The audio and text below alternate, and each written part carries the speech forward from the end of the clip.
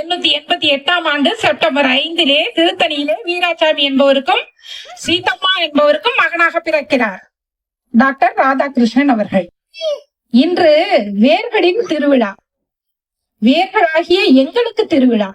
இந்த திருவிழாவிலே பூக்களாக பூத்திருக்கக்கூடிய நீங்கள் எங்களை கௌரவப்படுத்துவது மிகுந்த மகிழ்ச்சி அளிக்கிறது. உண்மையிலேயே பார்க்க பார்க்க பிரமிப்பாக இருக்கின்றது. 1888 பிறந்த இவர் கல்லூரி வாழ்க்கையை முடிக்கிற, பள்ளி வாழ்க்கையை முடிக்கிறார். திருத்தணியிலிருந்து திருப்பதிக்கு செல்கின்றனர். திருப்பதியிலிருந்து வேலூருக்கு மாற்றப்படுகின்றனர். பள்ளி படிப்பை முடிக்கின்றார் சர்வப்பள்ளி அவர்கள். கல்லூரி வாழ்க்கைக்குள்ளும் செல்கின்றார். 1904 அவர் பேச்சுலர் டிகிரி இன் பிலாசபி, அதாவது இளங்கலை தத்துவவியலை படிக்கின்றார். பின்னர் தத்துவவியல் படிக்கும் பொழுதுதான் பார்க்கின்றார், என்னடா எங்க பார்த்தாலும் சயின்ஸ், விஞ்ஞானம், தொழில்நுட்பம் இதை மட்டுமே சொல்லி கொடுக்குறாங்களே, அறம் சார்ந்த கல்வி, ஒழுக்கம் சார்ந்த கல்வி எங்கேயுமே இல்லையே, எப்படி கொண்டு வர்றது? வெறும் அறிவியல் மட்டும் இருந்தா பத்தாதே, ஒழுக்கமும் சமுதாயத்துல இருந்தாதான் அந்த moral health and mental health அப்படின்னு சொல்லுவாங்க, அது ரொம்ப ரொம்ப முக்கியமாச்சே அப்படின்னு சொல்லிட்டு அவர் 1909 தன்னோட முதுகலை படிப்பு முடிக்கிறார். முடிச்சதுக்கு அப்புறம் என்ன பண்றாரு அப்படின்னு சொல்லி பார்த்தோம்னா, தன்னோட 1919 அவர் யூனிவர்சிட்டி ஆஃப் மைசூரிலே பேராசிரியராக பணியாற்ற போகின்றார். அங்கு சென்று இளைஞர்களாகிய கல்லூரி படிப்பை படிக்கக்கூடிய மாணவர்கள் ஒவ்வொருவரிடமும் படிப்பு மட்டும் பத்தாது, மதம் கலந்த கல்வி இருக்கவே கூடாது, கல்வி நிலையத்தில் மதத்தை வலியுறுத்த கூடாது, அநீதி என்பது நடக்கக்கூடாது, நீ 100 மார்க் வாங்கினாலும் அதை சரியான முறையில வாங்கினாதான் அது நல்லது, அதுதான் ஒழுக்கம் நிறைந்த கல்வி, அந்த ஒழுக்கம் நிறைந்த கல்வியை நீ கத்துக்கணும் அப்படின்னு சொல்லிட்டு ஒவ்வொரு மாணவருக்கும் அவர் சொல்றாரு. போர் அடிச்சிருச்சா? 1919 அங்க இருந்தாரு. அடுத்து 21 மைசூர் பல்கலைக்கழகத்துக்கு மாத்துறாங்க. மைசூர் பல்கலைக்கழகத்துல இருந்தவரை கல்கத்தா பல்கலைக்கழகத்துக்கு கூப்பிடுறாங்க. 5ஆம் ஜார்ஜ் அவர்களுடைய இடத்துல தத்துவவியல் பேராசிரியராகவும் விரிவுரையாளராகவும் அவரை அழைக்கின்றார்கள். அவ்வாறு அழைத்த போது யூனிவர்சிட்டி ஆஃப் மைசூர்ல இருந்த பிள்ளைங்க எல்லாரும் என்ன செஞ்சாங்க, ரெடியா இருக்காங்க, ட்ரெயினுக்கு அவரை கூட்டிட்டு போய் விடணும், கல்கத்தாவுக்கு கூட்டிட்டு போகணும்.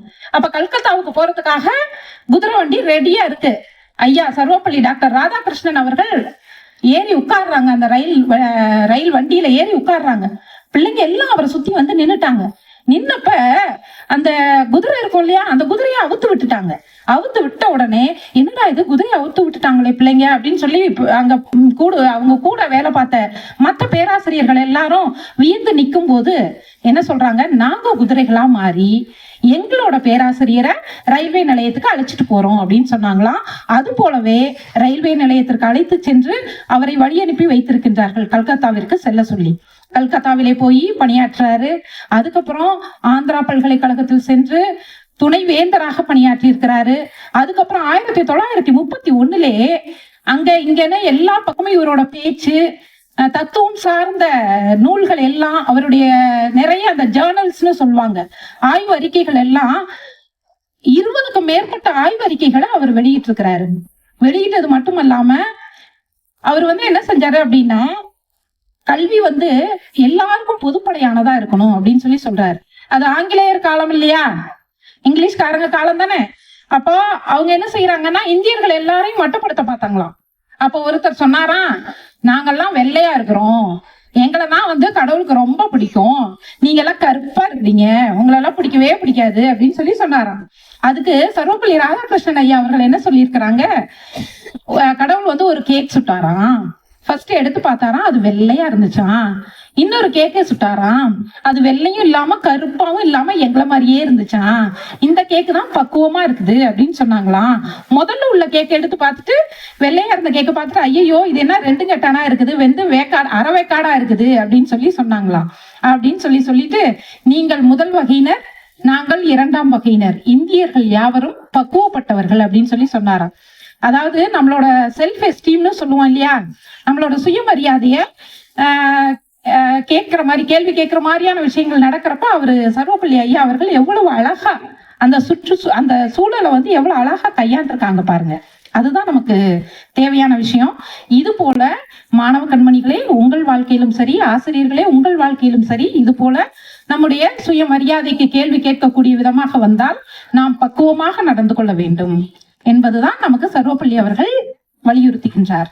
அதுக்கப்புறம் அவர் நிறைய புத்தகங்கள் எல்லாம் வெளியிட்டிருக்கிறார். அவர் என்ன பண்ணாருன்னா, ஒரு புத்தகத்தை மாற்றி பகவத்கீதை, உபநிடதம், இது எல்லாத்தையுமே அவர் மொழிபெயர்த்து காந்தியடிகள்கிட்ட கொண்டு போய் கொடுத்தாராம். காந்தியடிகள் அதை வாங்கி படிச்சு பார்த்துட்டு சொன்னாராம், ஐயோ நீங்க கிருஷ்ணர், நான் அர்ஜுனர் அப்படின்னாராம். மகாத்மா காந்தி எவ்வளவு பெரியவர் பாருங்கள். அவருடைய மொழிபெயர்ப்பை பார்த்து ரொம்ப சந்தோஷப்பட்டாராம். அதுக்கப்புறம் என்னாச்சு, இவரோட சொற்பொழிவை கேட்டுட்டு இங்கிலாந்து பிரதமர் இருக்கிறாரு இல்லையா, வின்சென்ட் சர்ச்சில் அப்போதைக்கு பிரதமரா இருந்தாரு. இவரை விருந்துக்கு அழைச்சிருக்கிறாரு. இங்கிலாந்து போயிட்டு உணவு இடைவேளை வருகிறது. உணவு இடைவேளையின் போது அனைவரும் உணவு அருந்துகின்றார்கள். உங்களுக்கு உணவு இடைவேளை வந்துருச்சா? இல்லையா? அப்போ சாப்பிட போறாங்க. எல்லாரும் ஸ்பூன்ல சாப்பிடுறாங்க. சர்வப்பள்ளி டாக்டர் ராதாகிருஷ்ணன் ஐயா மட்டும் ஸ்பூன்ல சாப்பிடாம கையில எடுத்து சாப்பிடுறாங்க. உடனே சர்ச்சில் பக்கத்துல நின்றுட்டு, ஏன் நீங்க ஸ்பூன்ல சாப்பிட்டுருக்கலாமே, அதுதானே ரொம்ப ஹைஜீனிக்கா இருக்கும், அதுதானே நல்லது அப்படின்னு இருக்கிறாரு. அதுக்கு ஐயா சொல்லியிருக்கிறாங்க, நீங்க சாப்பிடுற ஸ்பூன்ல யாருனாலும் சாப்பிட்டுருப்பாங்க, என் கையில நான் மட்டும் தான் சாப்பிட முடியும். சோ இந்தியர்களோட கலாச்சாரம் கையில எடுத்து சாப்பிடுறதுதான். சோ எங்க கலாச்சாரத்தை நான் எங்க இருந்தாலும் நான் விட்டு கொடுக்க மாட்டேன் அப்படின்னு மறைமுகமா கலாச்சாரத்தை நமக்கு வலியுறுத்தி இருக்கிறாரு. இவரு சென்ற இடமெல்லாம் சிறப்பு என்பதற்கு அந்த மாணவர்கள் ரயில்வே நிலையத்துல கூட்டிட்டு போய் வழி அனுப்புனது மிகுந்த மகிழ்ச்சி அளிக்கக்கூடியதாக இருந்தது. அது போலதான் ஒவ்வொரு ஆசிரியர் பெருமக்களும். அதன் பின்னர் அவருக்கு நிறைய பாரத ரத்னா விருது, கௌரவ டாக்டர் பட்டம் விருது, இது எல்லாமே கொடுத்திருக்கிறாங்க. இவர் தான் 2வது துணை குடியரசுத் தலைவரா 1947 இருந்தாரு. 1962 முதல் குடியரசுத் தலைவராகவும் இருந்தாரு. இவருக்கு பிடிச்ச ஒரே ஒரு குறள் என்ன தெரியுமா? எப்பொருள் யார் யார் வாய் கேட்பினும் அப்பொருள் மெய்ப்பொருள் காண்பதறிவு. உங்களுக்கும் நான் இன்னைக்கு சொல்றேன். என்ன குறள்? Very good. எப்பொருள் யார் யார் வாய் கேட்பினும் அப்பொருள் மெய்ப்பொருள் காண்பது. சரியா? இந்த குறளை அவரு பிள்ளைங்கள்ட்டையும் சொல்லுவாராம். அவருக்கும் அந்த குறள் ரொம்ப பிடிக்குமா. எதையுமே யாரு சொன்னோனே எடுத்துக்கூடாது, சூழல் என்ன, அங்க இருக்கக்கூடிய நிகழ்வுகள்லாம் எப்படி இருக்குது அப்படின்றதெல்லாம் பார்த்துட்டுதான் நம்ம நிர்ணயம் பண்ணணும் அப்படின்னு ஒரு ஆசிரியரான அவரு சொல்லியிருக்கிறாரு. அது மட்டும் இல்லப்பா, education is the most powerful weapon with which we can change the world அப்படின்னு சொல்லுவாரு நெல்சன் மண்டேலா. கல்விதான் ஒரு பெரிய ஆயுதம், சமுதாயத்தையே மாற்றக்கூடிய ஒரு பெரிய ஆயுதம்ங்கிறது எதுதான்? கல்விதான். அந்த கல்விய புகட்டக்கூடிய நிலையில நாங்க எல்லாரும் இருக்கிறோம். அந்த புகட்டக்கூடிய நிலையில இருக்கக்கூடிய என்னையும் கூப்பிட்டு இந்த நேரத்துல பேச வாய்ப்பளித்த முல்லை அணியினருக்கு எனது 2 கரம் கூப்பி நன்றினை தெரிவித்துக் கொள்கின்றேன்.